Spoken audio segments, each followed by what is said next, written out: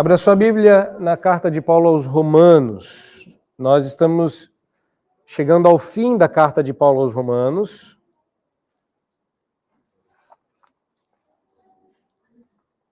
Nós vamos, no capítulo de número 15, fazer a leitura dos versos 14 a 21. Romanos 15, 14 a 21. A depender da sua Bíblia, você vai facilmente notar que estamos nos encaminhando para o fim e restam poucas mensagens para encerrarmos a carta de Paulo aos Romanos, que eu espero tenha sido uma jornada e tanto para todos aqueles que puderam acompanhar desde o começo, sem perder nenhuma ou perdendo muito poucas. O apóstolo Paulo vai mudar de tom nesse finalzinho. Acabou a sessão doutrinária, acabou a grande exposição que foi do primeiro capítulo até o capítulo de número 11. Depois, a grande exortação do apóstolo Paulo, o grande encorajamento, o grande convite à prática dessa teologia, que ele veio fazendo desde o capítulo 12, verso 1, até o verso 13 do capítulo 15. E agora, essa parte acabou. E imaginando que esses dois últimos pedaços de texto que nós lemos, versos desde o começo do capítulo 15 até o verso 6 e depois do 7 ao 13, que Paulo estaria encerrando a sua carta. Mas a carta ainda não terminou. E ele pretende retornar agora às questões ligadas ao seu relacionamento com a igreja de Roma, que ele tinha começado a falar no capítulo 1. Então, uma das coisas que você vai notar a partir de agora, do verso 14 em diante, é que Paulo vai voltar ao capítulo 1 da carta. Vai voltar lá no começo da carta para esclarecer por que é que ele quis muitas vezes ir para Roma, mas ele não foi. E às vezes a gente pensa que Paulo foi impedido por uma força maior, uma visão, as coisas não deram certo, mas você vai descobrir que Paulo nunca priorizou a igreja de Roma. Paulo nunca fez de fato um esforço que vencesse as barreiras para parar em Roma, e a gente fica se perguntando por que Paulo não fez isso. E Paulo vai começar a explicar aqui a razão pela qual ele não fez isso, de modo que tudo aquilo que ele falou antes começa a fazer sentido de maneira muito prática. Portanto, preste atenção a esse relato, um tanto quanto familiar, pessoal e direto. Paulo agora deixa de falar sobre a doutrina e sobre as implicações dessa doutrina na vida dos irmãos, para falar com os irmãos. Ele diz assim: "E certo estou, meus irmãos, sim, eu mesmo, a vosso respeito, de que estáis possuídos de bondade, cheios de todo conhecimento, aptos para vos admoestardes uns aos outros. Entretanto, vos escrevi em parte mais ousadamente, como para vos trazer isto de novo à memória, por causa da graça que me foi outorgada por Deus, para que eu seja ministro de Cristo entre os gentios, no sagrado encargo de anunciar o Evangelho de Deus, de modo que a oferta deles seja aceitável, uma vez santificada pelo Espírito Santo. Tenho, pois, motivo de gloriar-me em Cristo Jesus nas coisas concernentes a Deus. Porque não ousarei discorrer sobre coisa alguma, senão sobre aquelas que Cristo fez por meu intermédio, para conduzir os gentios à obediência por palavra e por obras, por força de sinais e prodígios, pelo poder do Espírito Santo, de maneira que, desde Jerusalém e circunvizinhanças até o Ilírico, tenho divulgado o Evangelho de Cristo, esforçando-me deste modo por pregar o Evangelho, não onde Cristo já for anunciado, para não edificar sobre fundamento alheio. Antes, como está escrito, hão de vê-lo aqueles que não tiveram notícia dele, e compreendê-lo os que nada tiveram ouvido a seu respeito. Até aqui a leitura da palavra do Senhor. Paulo quer se certificar de que os irmãos em Roma entenderam bem as peculiaridades de seu ministério e, à luz disso, esclarecer que a razão pela qual ele ainda não os visitou tinha a ver com o seu ministério e não com eles. Não era uma preterição em relação a eles por serem eles romanos ou por estarem na capital.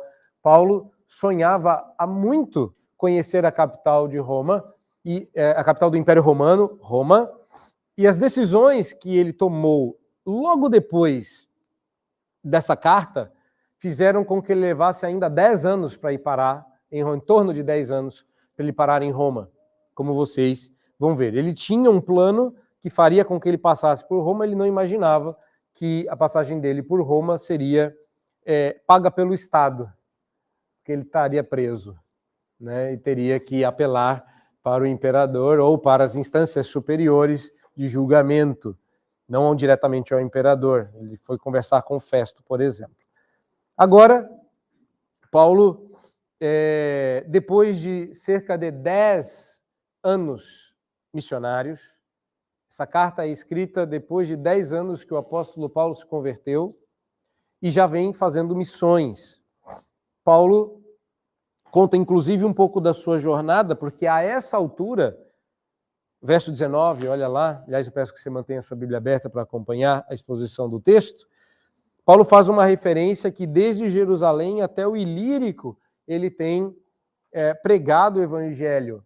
E, muito embora, se a gente bem quisesse, poderíamos mostrar isso no mapa, eu achei que ia poluir demais a mensagem, falando sobre lugares, mas só para você entender o que é essa tal da região, porque qualquer crente aí um pouquinho mais contato do evangelho sabe onde fica Jerusalém e sabe o que é a circunvizinhança, que é toda aquela faixa que você tem ali, o chamado de Estreito de Gaza ou Faixa de Gaza. E aí você tem toda a região ali ao redor de Jerusalém. Mas ele fala de um tal de Ilírico, parece um nome bonito, né? Um lugar bacana, de Ilírico, né? Parece bonito. Mas, na verdade, o que ele está falando é de uma região situada na costa do Mar Adriático, que eu, como vocês, não faço ideia de onde fica, nunca tinha ouvido falar, e quando eu falo que ele ficava ali na enseada do Mar Adriático, na Macedônia, você não imagina nada. Imagino eu, certo? Todo mundo sabe onde fica o Mar Adriático? Pois é. Eu imaginei. Mas se eu dissesse que essa é a região que corresponde à Albânia, faz mais sentido agora? E que Paulo chegou à beira da Iugoslávia, antiga Iugoslávia. De repente agora ficou mais claro onde foi parar, certo? Achei que isso ajudaria. Ele foi então à parte sul da antiga Iugoslávia, na fronteira com a Albânia. Seria o antigo Ilírico. E, de fato, embora Lucas não registre esta viagem em específico, ou seja, da visita de Paulo ao Ilírico, ele deixa margem para isso quando ele fala da Macedônia.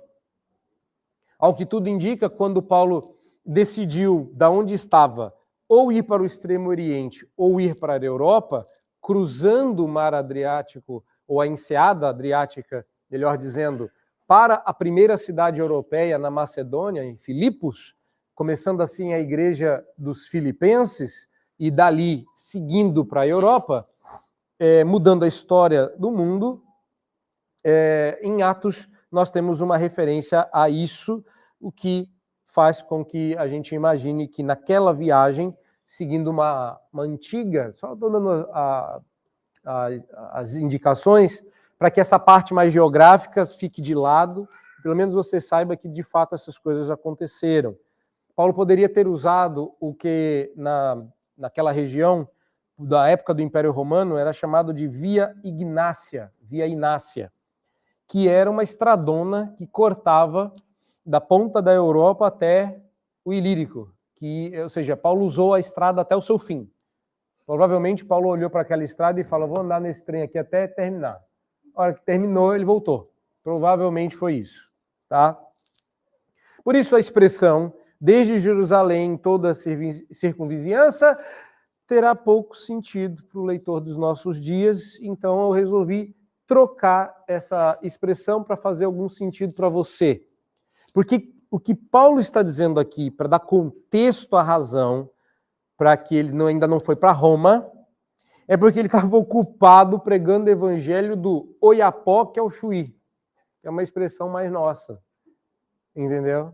E é claro, ele ainda não foi para lá porque ele tinha um objetivo, saindo do Oiapoque, chegar ao Chuí, ou seja, de ponta a ponta. A ideia, se você pegar no mapa depois, pegar de Jerusalém e ir até a pontinha lá da Iugoslávia, você vai ver uma linha reta cruzando por toda a Europa, tá?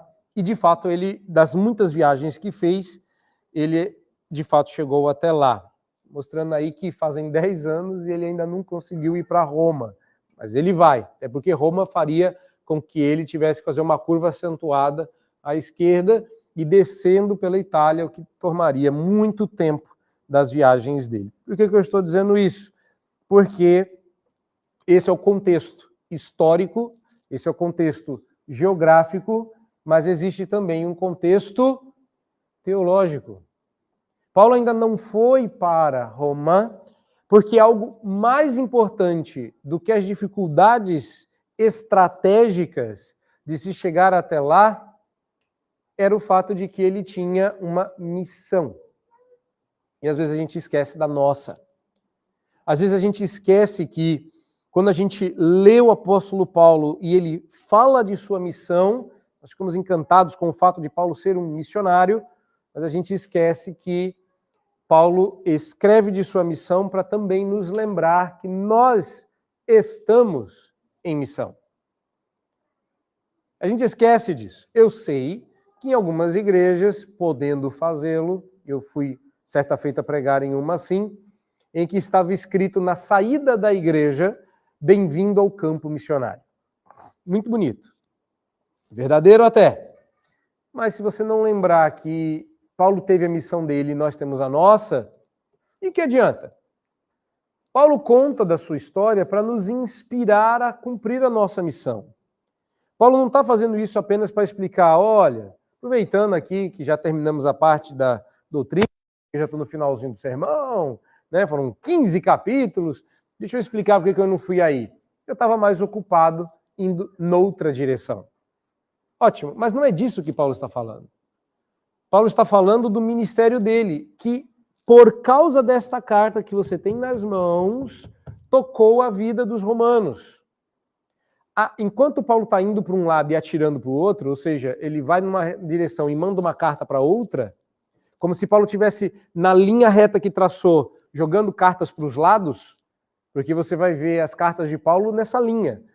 Filipenses está para cá, Tessalônica está para cá, Colossenses está para cá. Olha, ele está distribuindo cartas à medida que ele caminha. Ou seja, ele está estrategicamente potencializando o seu ministério, mas ele tem um alvo para o qual ele prosseguiu firme. Isso deveria inspirar o povo de Roma a permanecer na sua missão. Paulo não está falando da missão deles, está falando da missão dele. Ou seja, não fala da missão dos romanos, assim como ele não vai falar da nossa missão, mas ele vai falar de como a missão dele ajuda você a entender um pouco do ministério pastoral. Hoje é dia de falar do pastor, só que de maneira santa e edificante, né? Então, nós temos aqui acesso ao coração pastoral do apóstolo Paulo. Mais do que ser um homem centrado na sua missão, que como um trem vai firme no trilho sem parar, nós temos um trilho firme e forte, um destino decidido, mas paradas. Paulo está dizendo, ele vai parar em algumas estações, abrir as janelas do trem e deixar a graça sair do trem para abençoar. É diferente de um trem normal, né, que a gente abre a janela para o ar entrar. Paulo está abrindo a janela para a mensagem sair. E quando Paulo abre essa janela ao seu coração, nós encontramos o ministério do apóstolo Paulo. Eu vou explicar para vocês em inéditos e não comuns 4 pontos. Porque vocês sabem do que eu gosto, de tríades. Mas hoje o texto está pedindo 4, e eu quero mostrar para vocês esses 4 aspectos do ministério de Paulo que deveriam inspirar o nosso. E a primeira coisa que eu vejo aí está no verso 14, ou nos versos 14 e 15, onde o ministério do apóstolo Paulo tem um caráter pessoal, compassivo, cuidadoso, que eu resolvi chamar, ainda estou lutando com esse nome, mas eu vou chamar assim, de ministério pastoral. E toda vez que eu me referir ao ministério do apóstolo Paulo com algum adjetivo, eu entendo que ele está dizendo colateralmente que nosso ministério também deveria ter o mesmo caráter. Então, a primeira lição é que o nosso ministério tem um caráter pastoral. Veja, vocês tiveram a mesma experiência dos crentes em Roma. E ao longo desses meses em que estivemos lidando com a carta de Paulo aos Romanos, vez por outra vocês reclamaram do peso do bambu nas costas. Maneira carinhosa que este povo se refere a uma pregação mais ardida. De vez em quando foi difícil ouvir a mensagem. Era o evangelho, era a graça, era a glória, mas tal como a presença de Deus era pesada. Era, às vezes, difícil de tolerar. Deus é santo e a santidade dele incomoda pecadores que querem se esconder nas trevas. Foi difícil ouvir algumas exortações. Duvidamos de nossa fé, duvidamos que éramos crentes, duvidamos até que iríamos para o céu. De repente, Paulo disse, não, vai todo mundo ser salvo. Ufa! Aí fomos humilhados, fomos convidados a beijar o chão, a arrastar a bochecha por longos quilômetros, enquanto Paulo nos arrastava pela história do Evangelho. Foi difícil. E às vezes a gente pensa assim, é o pastor que está bravo. O pastor não gosta da gente. O que será que eu fiz? Eu falei aquele negócio lá no aconselhamento, e aí ele resolveu dar uma bordada pública. Aí você pensa assim, mas você está esquecendo de que, quando você olha para o texto, você vê o apóstolo Paulo fazendo igualzinho. Na verdade, é muito mais provável que o seu pastor esteja imitando o apóstolo Paulo. Eu estou sendo irônico aqui, reparem. Ou seja, será que a gente encontra base bíblica para isso? Paulo bateu, Paulo falou coisas, Paulo botou o dedo no nariz dos judeus, Paulo puxou a orelha dos gentios, Paulo botou os dois sentados, botou eles para se abraçar e bateu nos dois abraçados. Não fez isso? E de repente a gente fica pensando, esse Paulo é muito macho, folgado, mas macho. Porque ele não conhece a igreja. Paulo começa a carta dizendo, eu queria muito, olha só, vou dizer nas minhas palavras, eu queria muito ir pessoalmente para bater em vocês presencialmente, mas eu não dou conta, vou ter que mandar uma carta. E vocês vão ter que apanhar por e-mail. Você fala, esse Paulo tá só batendo porque ele não veio aqui. E aí Paulo começa dizendo assim, repare, parece que é um pedido de desculpas, né? Parece que Paulo meio que percebe que a mão ficou pesada demais, e ele fala assim, eu estou certo, meus irmãos, sim, eu estou plenamente convencido de que vocês têm toda a capacidade para fazer o que eu fiz. Nada do que eu fiz vocês não poderiam fazer, é que eu sou um pastor que tem um ministério voltado para os gentios, eu estou lendo 14 e o 15.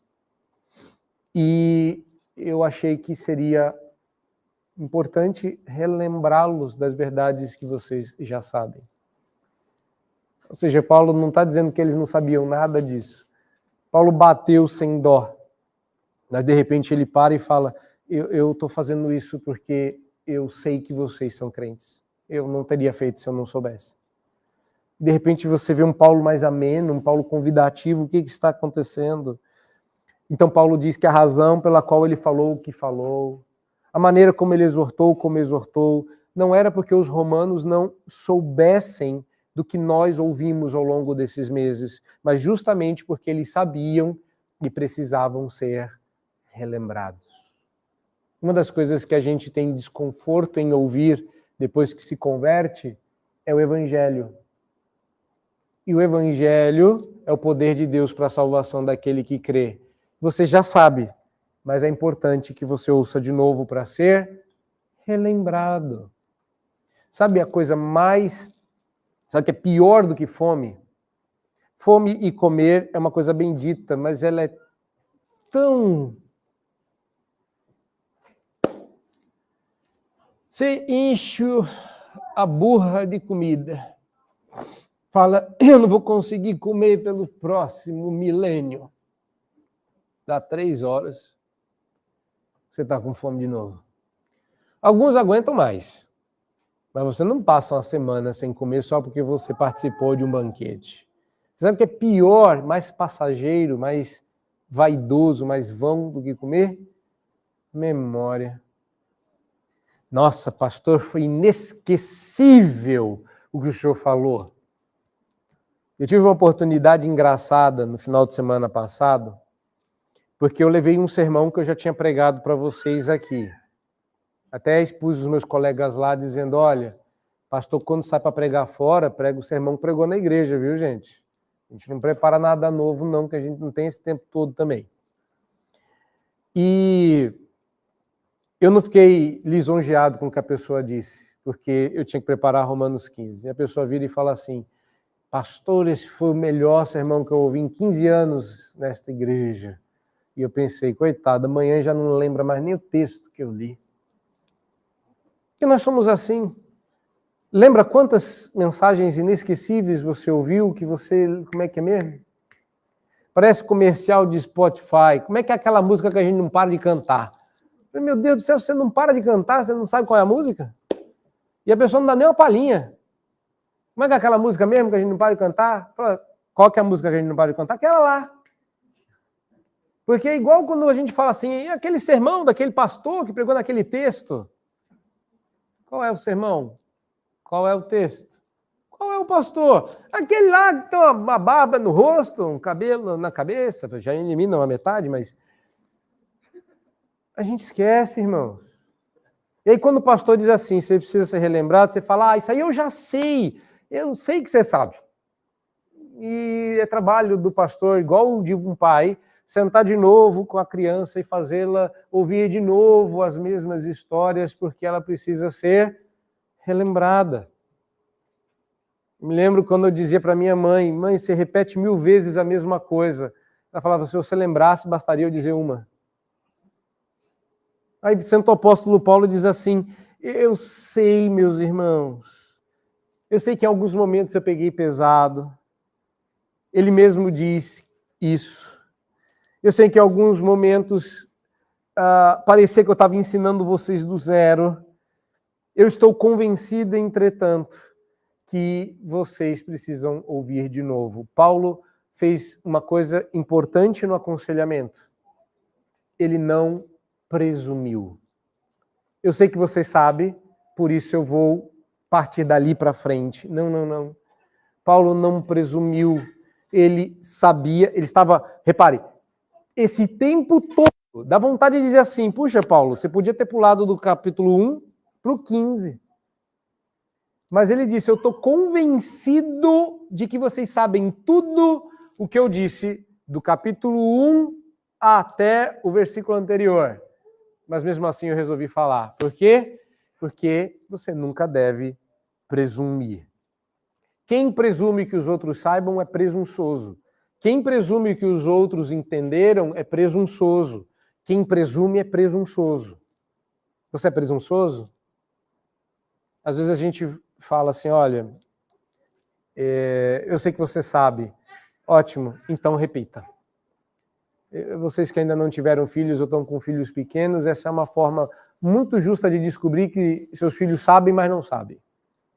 Você sabe? Sei. Você entendeu? Entendi. Então repete para mim.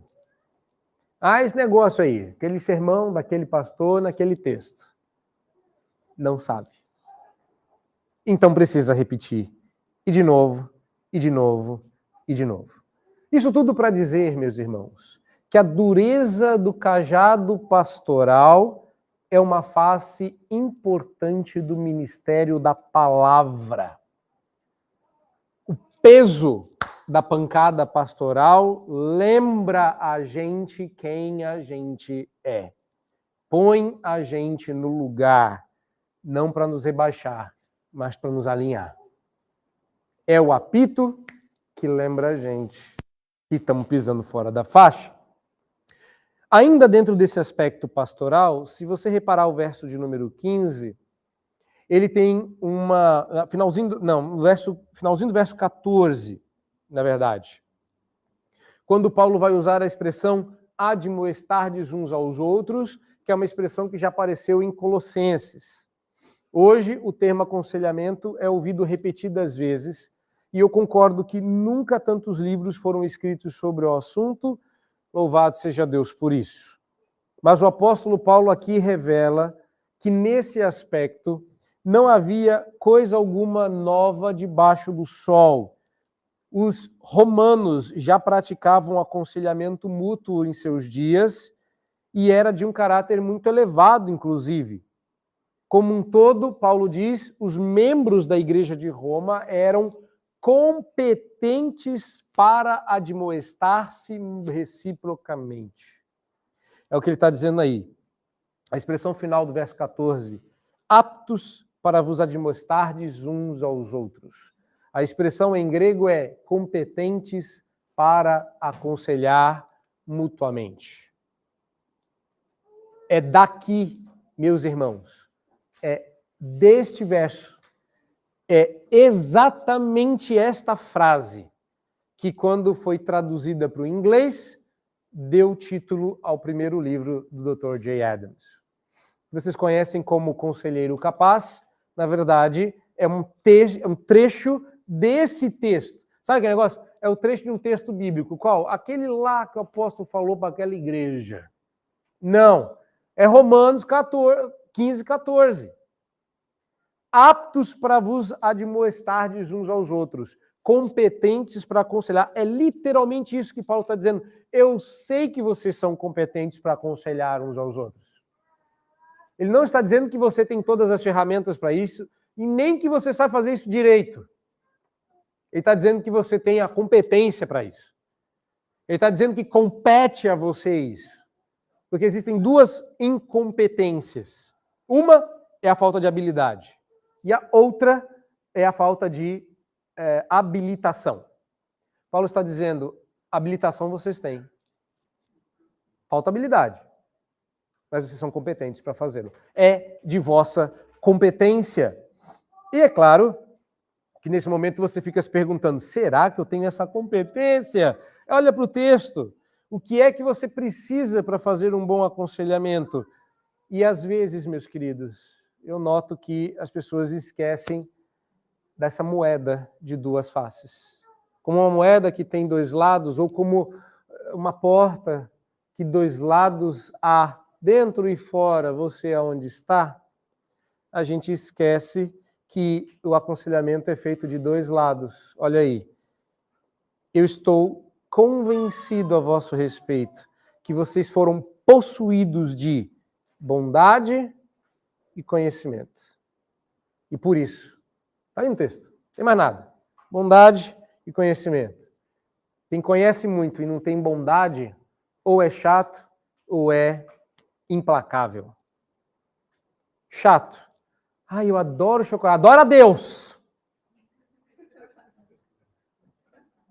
Chocolate para as mulheres. Ai, como eu adoro um café bem... Não adora café? Não pode adorar café. Tem que adorar a Deus. Ajoelha e já canta um cântico.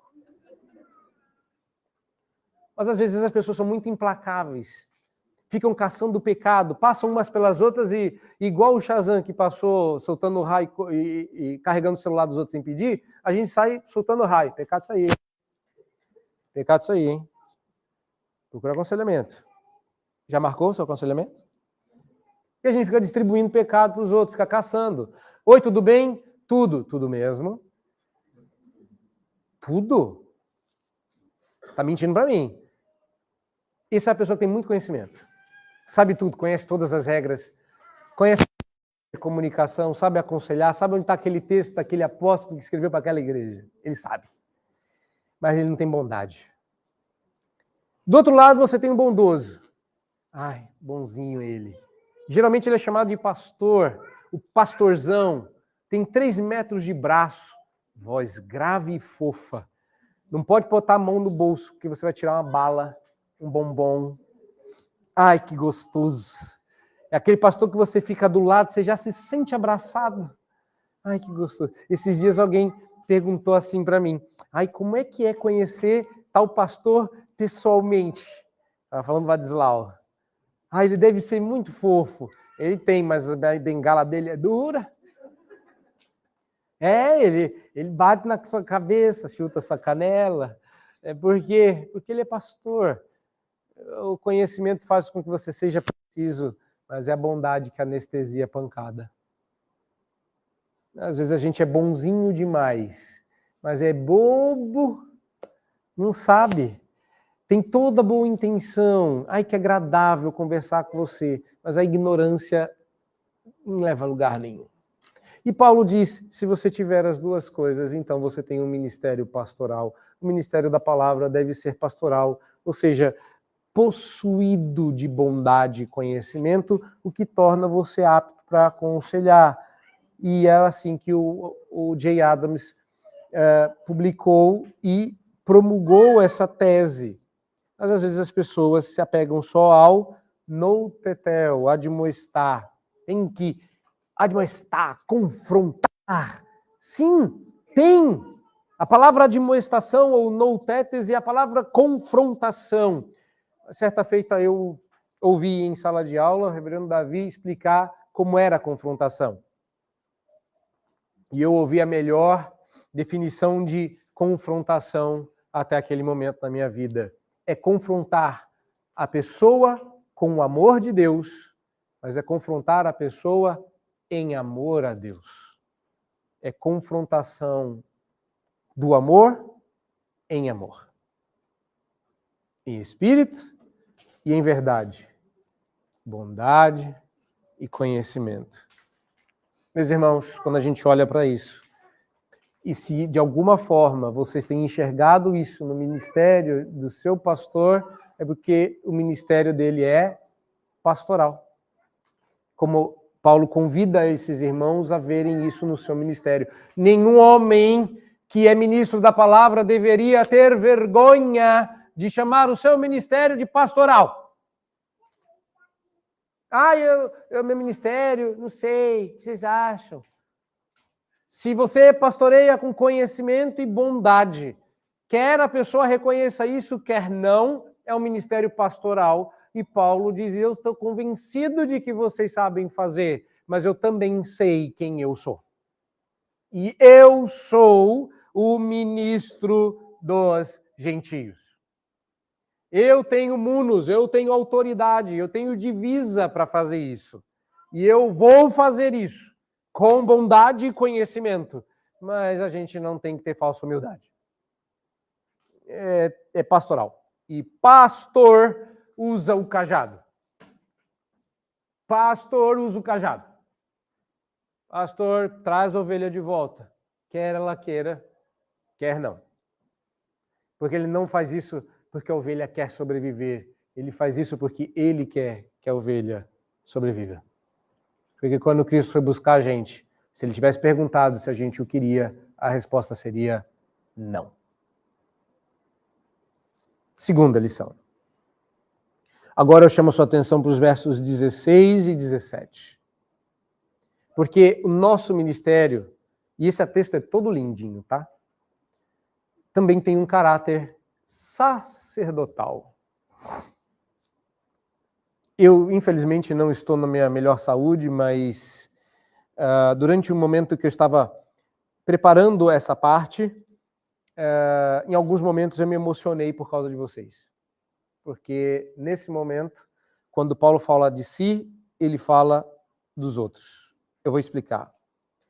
Primeiro, para você entender, Paulo vai usar uma sequência aí de 5 termos de caráter sacerdotal que chamam a nossa atenção. Olha o verso 14. O primeiro deles é ministro. Ele usa a palavra diácono. Então, não. Não. Ele não é um diácono de Cristo. É um termo muito pior. É leiturgos. Ele é um liturgo de Deus. É o condutor da liturgia divina. E esse termo era mais comum para designar rituais religiosos do Antigo Testamento, o sacerdócio. O que um sacerdote fazia era a liturgia. E no Novo Testamento, o termo que tantas vezes foi aplicado ao sacerdócio judaico é aplicado a Cristo, o nosso grande e sumo sacerdote. Paulo diz, eu sou um litúrgico, um leiturgo de Deus. E a palavra liturgia significa serviço, trabalho. Quando a gente vem ao culto, a gente vem fazer um trabalho para Deus. É por isso que em algumas línguas, como no inglês, o culto não é chamado de culto, é chamado de serviço. Service. Em inglês, culto é heresia, é coisa errada. Culto é místico. Culto não pode, não, é seita, não pode culto. No português é bonzinho culto. A gente vem para o culto. Não. A gente foi chamado de culto porque, na língua popular brasileira, que veio do seu Aurélio, que era fortemente católico, colocou a gente como cultos. Ou seja, nós éramos hereges. E a gente faz com alegria hoje, né? Eu vou para o culto. Herege. Mas você precisa entender o que você está fazendo aqui. É trabalho. Entendeu? Então, quando você dorme no sermão, você está dormindo no trabalho. É difícil, né? De vez em quando, todos nós, tá? Quem nunca? A segunda palavra que Paulo vai usar aqui é que ele deveria... Olha o termo, é uma palavra só, que sua Bíblia está traduzida como sagrado encargo. Essa aqui não tem em português, né? Vem de hiereus, hierergel, quer dizer servir como sacerdote. Eu tenho o serviço de sacerdote de anunciar o evangelho de Deus. E Paulo continua a explorar, essa não tem paralelo, então não precisa explorar tanto, a não ser que ele está chamando o trabalho dele, ou comparando o trabalho de pregar o evangelho, com o trabalho que os sacerdotes faziam dentro do templo. E Paulo continua esse imaginário sacerdotal quando ele usa uma outra palavra aqui. No verso 16, ele usa a palavra, depois do Evangelho de Deus, oferta. A palavra oferta aí é uma palavra específica, é uma palavra chamada de sacrifício, usada para falar das oferendas que os sacerdotes faziam a Deus em favor do seu povo. E para piorar, Paulo fala que essa oferta vai ser santificada pelo Espírito Santo, consagrada, que era uma outra palavra usada para se referir a toda a santidade que envolvia o trabalho de um levita, o trabalho de um sacerdote, o trabalho que era feito no templo, o trabalho que era feito pelo sumo sacerdote. Esses 5 termos, direta ou indiretamente, todos eles têm conotação sacrificial ou sacerdotal. A pergunta é, legal, bom, hein? E daí? Pois é. Os 2 mais significativos papéis da igreja são adoração e testemunho. E é quando nós adoramos a Deus, glorificando o seu santo nome, exatamente como nós fizemos agora há pouco, é que nós somos impelidos a proclamar este nome para o mundo. E é através do nosso testemunho, as pessoas são trazidas a Cristo, tanto quanto pelas nossas palavras. E ali nós oferecemos a Deus uma oferta. E é aqui que a coisa começa a ficar mais curiosamente deliciosa. Quando nós nos reunimos para cultuar a Deus e adorá-lo, e sair então para testemunhar, nós fechamos um círculo virtuoso, mas que não começa aqui dentro. Começa na pregação do Evangelho. Eu aprendi já falei do primeiro mestre, vou falar do segundo. Eu falei de 2 mestres, né? Então, vou falar do terceiro, na verdade. Lembro a primeira vez que eu ouvi isso do reverendo Eber. E eu estou mencionando eles porque eu estou criando uma atmosfera para fechar no final. O reverendo Eber foi pregar em Atos e me chocou muito quando ele disse que testemunhar não era viver direitinho.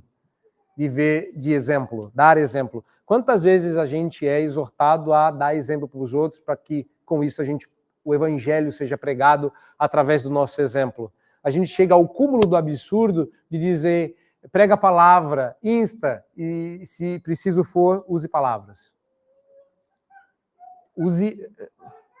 A palavra martireu, ou testemunho, significa falar. Testemunhar é abrir a boca e falar, é explicar. E uma das coisas que a gente tem muita facilidade é viver numa vida hipócrita que parece santa e cristã. Então a gente gosta de que o sermão termine com seja um exemplo. Isso é fácil. A reclamação maior que eu ouvi nos últimos 19 anos de ministério, no final do ano eu faço 20. Olha só, tô ficando velho. É que as pessoas não conseguem explicar a Bíblia. Elas não conseguem pregar.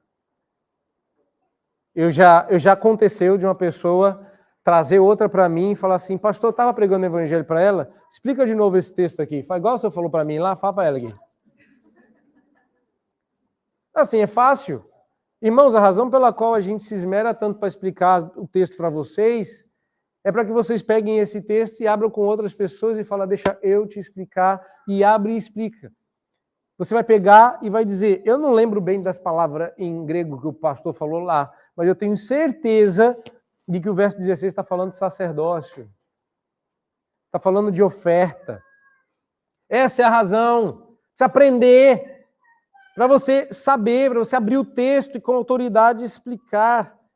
Mas tem uma coisa aqui que eu não estou falando e que está na hora de falar. Paulo foi escolhido como ministro de Cristo para administrar como um sacerdote o evangelho.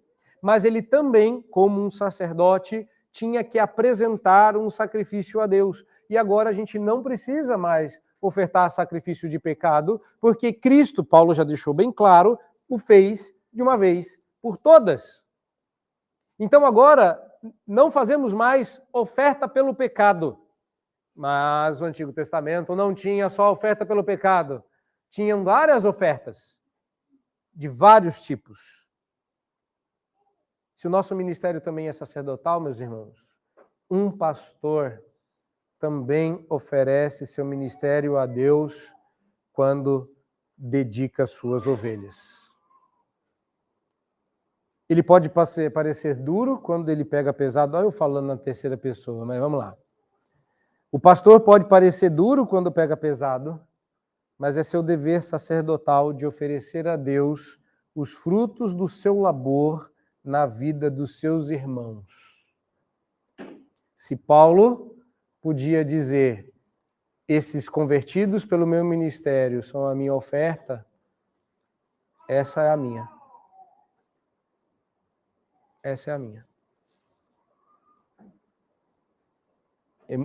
Para vocês pode não ser tanto, mas para mim é emocionante.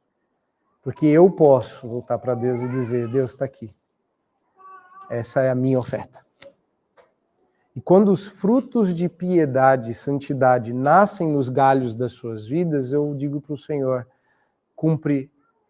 me cumpre como ministro ser o conselheiro e pastor desse povo. E quando vocês superam pecados, quando vocês voltam para a igreja, quando vocês fazem pública a profissão de fé, eu estou ofertando a Deus naquele momento, vocês, como um sumo sacerdote. Vocês são a minha oferta a Deus. Para mim, é lindo. A vocês vai ficar esquisito, né? Ai, eu não entendi por que aquele bicho berrava tanto. Mas se você entender, o objetivo final não é oferecer vocês. Existe um motivo transcendente presente ali. Qual? Ofertas, para serem aceitas, precisam ser perfeitas, puras, sem mácula ou defeito. Paulo, no capítulo 12, disse, olha só, faça a ligação, volta lá. Rogo-vos, pois, irmãos, que pelas misericórdias de Deus, que apresenteis o vosso corpo por sacrifício vivo, santo e agradável a Deus, que é o vosso culto racional. Vocês são a oferta. Se apresentem a Deus como oferta. Mas para que isso aconteça, precisa ter um sacerdote apresentando a oferta. Irmãos, Paulo diz, e tem, sou eu. Eu sou apóstolo dos gentios. Quando eu escrevo para vocês, eu os relembro da fé, eu quero ter mais ofertas para oferecer a Deus. Você é oferta, eu sou ofertante. Vocês são oferta, eu sou o sacerdote. Só que para a oferta ser aceita, o sacerdote precisa ter certeza de que a oferta é pura, sem defeito, imaculada. E às vezes vocês, ovelhinhas que vão servir de oferta, chegam cheias de carrapicho, com as pernas tortas, toda chumbada. O pastor tem que limpar. E às vezes dói tirar esses bichos, carrapatos, dói limpar, precisa dar uma cuidada. Então, eu resolvi dizer a vocês de volta o que eu já ouvi de vocês. E eu acho que tem tudo a ver com esse texto, porque é sacerdotal, é pastoral, então acho que cabe dizer, como vocês mesmos já disseram, o cajado espancará o pecado. E a gente apanha porque a gente está abraçado com o pecado. Mas a gente vai bater nesse pecado até você desistir dele e ele desistir de você. Sabe quando você para de apanhar? Quando você faz como a Frozen. Quando você let it go. Ah, meu amigo, eu ouço isso toda semana, me ajuda. Deixa para lá, deixa o pecado. Porque a gente não está batendo na ovelha. A gente está batendo no pecado. Dói, mas é o carrapicho que a gente quer tirar, não é um pedaço da ovelha. Então, quando Paulo maceta os romanos, ele está dizendo, meu querido, eu tenho que fazer isso, porque como sacerdote eu tenho que ter certeza que a oferta é santa, que a oferta é limpa, que a oferta é perfeita. E se eu não tomar cuidado com isso, vocês não serão ofertados a Deus e aceitos a Deus, porque é esse trabalho pastoral que faz com que a oferta e o sacrifício sejam ofertados a Deus como aroma suave. E isso agora explica o finalzinho do verso 16.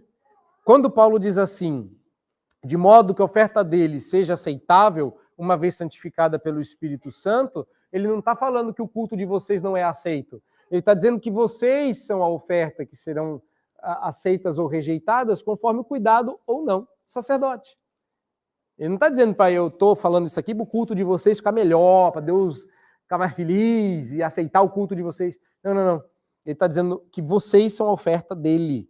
Ele está fazendo de vocês a oferta. E isso é lindo, porque não existe mais fruto de pecado, só de santidade. E eu olho para vocês e vejo os meus. Terceira lição. Nosso ministério, portanto, tem um caráter instrumental. Eu peço a sua atenção para os versos 18 e 19. Paulo diz assim, eu não vou ousar discorrer sobre coisa alguma, senão aquelas que Cristo fez por meu intermédio. Nossa, que prepotente, Cristo fez por seu intermédio. Pois antes disso, antes de você ficar bravo com o apóstolo Paulo, com essa expressão que ele usou no 18, vamos lembrar algumas coisas aqui, porque o apóstolo Paulo vai usar algumas palavras aqui nesse texto, especialmente no verso 19, que são encontradas na Bíblia com referência ao sobrenatural. Como, por exemplo, a palavra sinais, aí no verso 19, que significa demonstração especial de poder. Normalmente, sinal é usado na Bíblia como uma chegada do reino de Deus. Depois, Paulo vai falar de poder, verso 19, eu vou voltar nos prodígios. Poder, que indica o caráter, expressa o poder de Deus sobre a natureza, as coisas.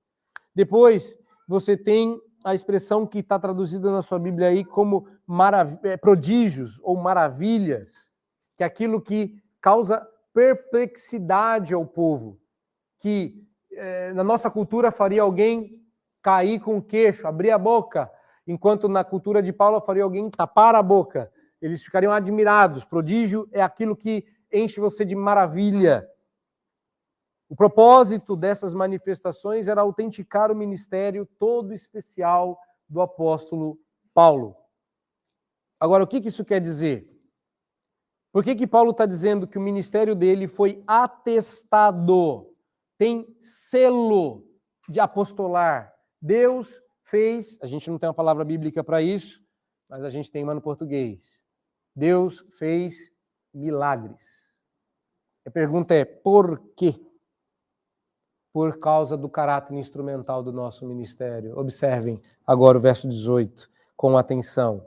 Notem que não é o que Paulo tem feito por intermédio de Cristo, mas o que Cristo tem feito por intermédio de Paulo.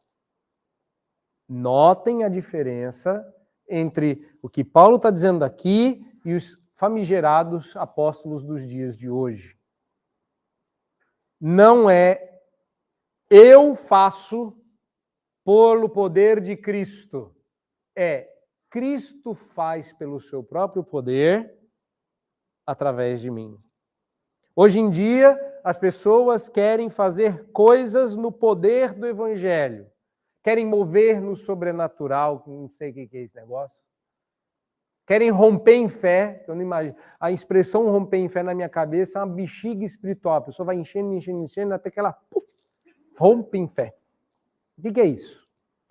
Elas querem fazer prodígios e milagres porque elas querem canalizar esse poder de Deus e usá-lo como se fosse uma força impessoal disponível para aqueles que conseguem se conectar com o sagrado. Note a diferença que Paulo traça, ainda que involuntariamente, mas acaba fazendo, entre aquilo que hoje em dia as pessoas querem fazer no poder de Cristo, ou no poder do Evangelho, ou no poder de Deus, enquanto Paulo era um servo. Ele era um instrumento. Ele se colocava à disposição do Senhor para ser usado, enquanto o poder do Senhor operava maravilhas, milagres, chamados aqui de poderes, sinais e prodígios. Paulo era só o canal através do qual o poder de Deus fluía. Era Cristo fazendo por Paulo e não Paulo fazendo por Cristo. Certa feita eu estava num aconselhamento e depois da sessão, acho que não preciso explicar como é uma sessão de aconselhamento, a pessoa terminou, ela não era cristã e falou de maneira muito mística, tentando ser elogiosa. Não deu muito certo. Ela falou assim, tem algo em você diferente, uma aura, uma luz, um negócio grande, eu não consigo discernir. Eu não perdi a oportunidade. Essa luz só pode ser Jesus. Roberto Carlos. Mas na verdade, eu não disse dessa forma, mas eu disse assim, eu sei o que você viu. A pessoa se transformou na minha frente. Porque ela estava tentando ser mística, eu vi uma luz, uma aura, um poder, um ki, um cosmo, um whatever. E eu falei assim, eu sei o que você viu. A cara dela disse, você sabe? Sei. O que foi? O que você viu foi a mão do Deus Pai sobre nós no momento do aconselhamento. Todo esse poder, toda essa coisa que você viu aí, não vem de mim não, querida. É Deus. Você percebeu a presença dele, mas você não a abraçou. É só para dizer para você que bom que você falou, porque eu sei que Deus está presente. Que ruim que você não entendeu, porque Deus está presente. Entende? Poderes, sinais, do que isso atesta que Deus faz por nosso intermédio. É Deus que fala quando a Bíblia é lida. É Deus que fala quando a Bíblia é aconselhada. É Deus que fala quando a Bíblia é pregada. É Deus que fala e faz por você. Você é apenas um instrumento. Como a Bíblia diz lá no Antigo Testamento, que Deus não precisa de ninguém, mas Ele opera com o exército dos céus e terra. É Ele fazendo. E observe quanta diferença nas orações egocêntricas de hoje em dia, quando comparadas com as orações bíblicas, a exemplo de Ana ou de Maria, que se regozijavam, como Paulo depois delas, em ser um instrumento nas mãos do Redentor. Que diferença. Maria, você vai ser a mãe do Senhor. Vamos me chamar de bem-aventurada, porque é uma bênção ser um instrumento, o Senhor vai me usar. A gente hoje fala assim, Senhor, eu queria te usar. Gente, que absurdo! Isso nos ensina muito, pois aprendemos que quando as pessoas são abençoadas por nosso ministério, o são totalmente e somente porque Deus se dignou usar-nos. Meus queridos, se vocês já foram abençoados pelo ministério de um pastor, saibam que é Deus te amando. É Deus te abençoando. Ele era apenas um instrumento. E ser apenas um instrumento é um motivo de glória. Ana cantou o ser um instrumento de Deus. Maria cantou por ser instrumento de Deus. E nossos lábios irrompem em louvores, porque Deus resolveu nos usar. Olha que bênção e que privilégio. E quando a gente, em nosso orgulho vão, e a mente desfocada, olhamos os feitos de Deus como se fossem nossos, parecemos o jumento na entrada de Jerusalém, julgando que os mantos e palmas no chão são para ele entrar.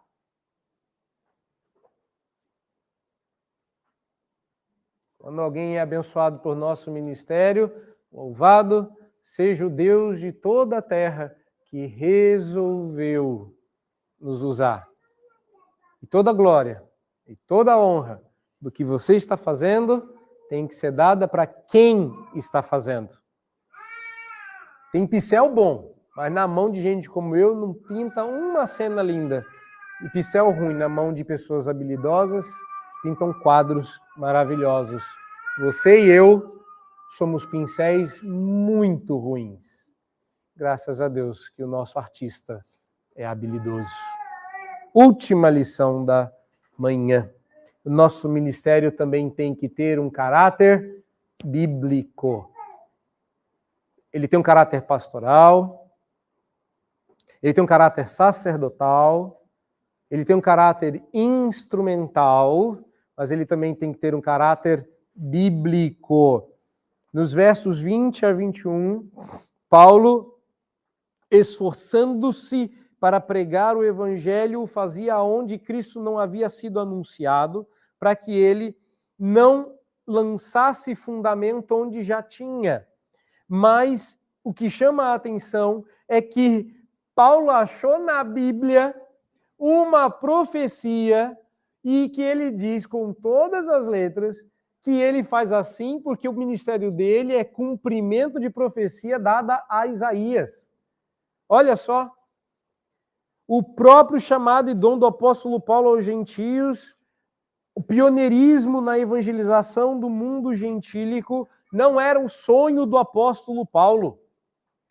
Ele não tinha um amor desmesurado pelas almas perdidas. Paulo passava por um lugar, quando uma igreja era plantada, deixava presbíteros ali, para que cuidassem pastoralmente da igreja. Ele vai usar duas metáforas, uma tirada da agricultura, outra da arquitetura, para sempre falar sobre esse assunto. Mas ele está agindo em obediência a essa política de evangelização e missões, pois ele resolveu positivamente evangelizar apenas onde Cristo ainda não fosse conhecido e negativamente evitar lançar alicerce sobre outro lugar. Paulo nunca lançou o alicerce de Roma. Roma era uma igreja sem fundamento. Foi fundada por alguém que não era um apóstolo. Vou escrever para eles. Mas eu não preciso ir lá. Eu preciso ir aonde o evangelho não chegou. Ao invés de abandonar por causa dos romanos esse santo ministério, Paulo escreve para eles dizendo que a própria Escritura atesta do seu ministério, hão de vê-lo aqueles que não tiveram notícia. A palavra notícia é a palavra evangelho. Notícia dele. O profeta estava escrevendo, segundo o apóstolo Paulo, acerca da missão do servo do Senhor, sobre o qual, ele está falando de Jesus, que começou esse ministério, e Paulo está dizendo, eu só estou dando continuidade ao ministério do Redentor, onde o servo do Senhor receberia o derramamento do seu Espírito sobre muitas nações, de forma que eles iriam ver e entender aquilo que havia sido dito. E Paulo vê o cumprimento dessa profecia no seu ministério. Era o seu dever, como instrumento e sacerdote, pregar o evangelho, porque isso era bíblico. Se você não consegue abrir a Bíblia e dizer onde está o seu ministério, parabéns, mas não é bíblico, larga. Pode ser muito bom, mas nós deveríamos ser capazes de ir abrir a Bíblia e mostrar da onde veio essa ideia. É por isso que quando eu vou para um aconselhamento eu me sinto nu sem a Bíblia. Eu não consigo. Eu quero que a pessoa pergunte onde está isso, porque eu preciso mostrar, porque o que eu estou falando não vem de mim. E se tudo que você falar, tudo que você aconselha, prega, diz, faz, canta, ora, se você não é capaz de abrir a Bíblia e dizer, eu fiz isso baseado nesse texto que, parabéns, mas não é bíblico. Nosso ministério deveria ser bíblico. Paulo conseguiu achar uma profecia de Isaías para dizer, eu fiz isso inclusive em cumprimento da profecia de Isaías. Depois que você lê um negócio desse, não dá nem para pedir para o apóstolo Paulo dar uma passada em Roma. Paulo, passa se quiser, tá bom? Deus abençoe. Meus irmãos, hoje a gente quer ter um ministério de todo tipo, menos bíblico. E eu vou emendar, mas eu preciso encerrar por aqui.